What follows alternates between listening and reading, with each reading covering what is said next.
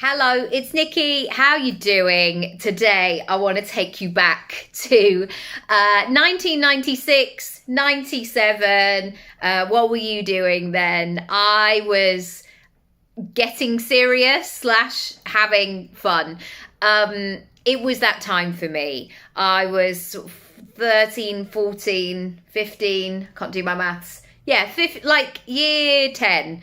And you're in that kind of GCSE, let's go, let's work out our options, let's make decisions now that are going to impact the rest of our lives. I remember actually having a meeting that I only wanted to do a single science. And the people kept saying, the teachers kept saying, look, unless you do this dual award, you won't get to be a doctor or a nurse if you wanted to later down the line. I was like, it's all right. I feel fairly confident that medicine is not for me. And at 42 years old, I was right.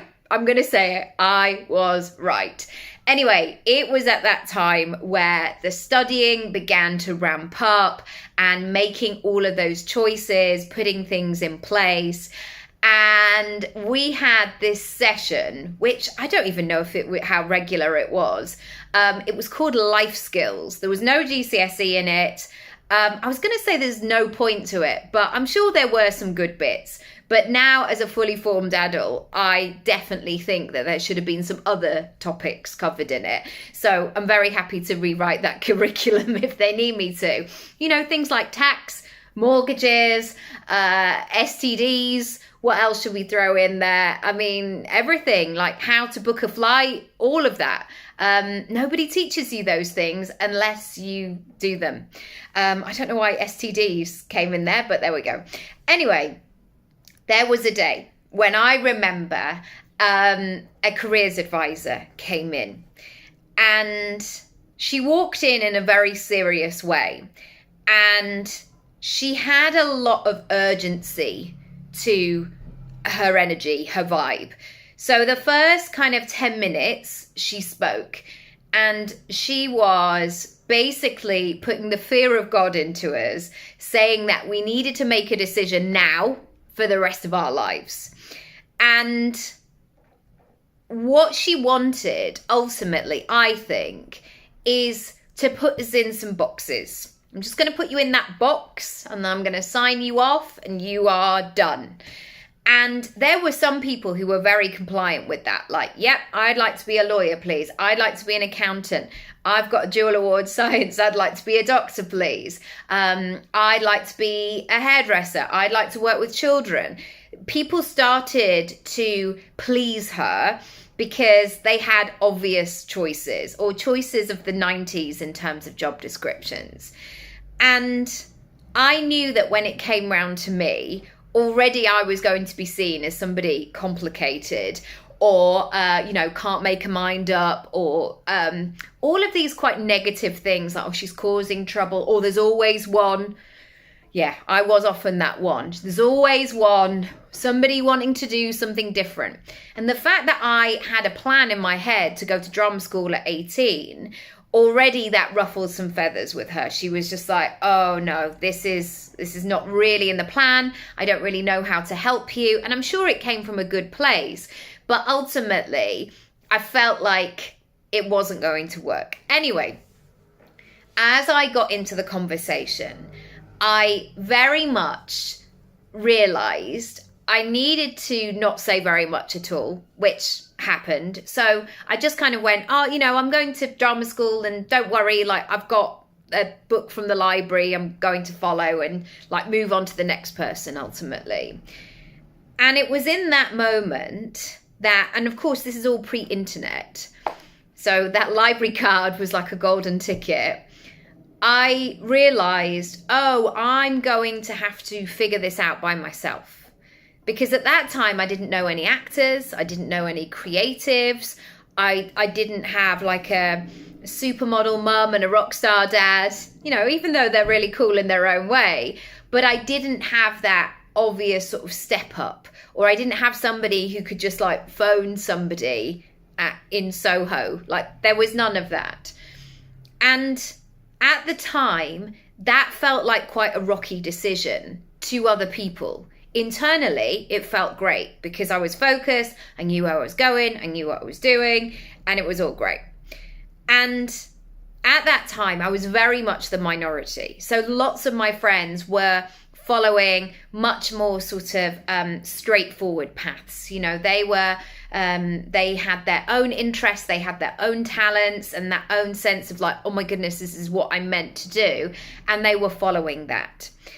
And what I have noticed as I've been doing this for the last, well, sort of 25 years, the more I have gone along in this 25-year cycle, the more I've realized that other people need to or want to design their own version of their business model, of their life and business blend. And definitely, I think there has been a realization, certainly post-COVID, that we have to make things work for ourselves because, and this sounds kind of dramatic, but nobody is coming unless we speak up about what we need or what we want. The system won't support us, or things will remain the same. So certainly I can give you the example of childcare in COVID. I am sure there are many big businesses that it suddenly dawned on them because the dad or the man was at home. They had that dawning of, oh, somebody needs to look after the children. Somebody, who does that? How does that all happen? And that was so fascinating and really enjoyable to experience that transformation, because when people got it, they suddenly went, oh, right, well, we need a hybrid model, or we need to incorporate flexible working, or we need to be in conversation with our customers and our employees. And yeah, I really hope that it will instigate change. Going back to the point, I want you to think about your business model right now and if it actually works for you. And I'm going to give you 3 sort of prompts to play with.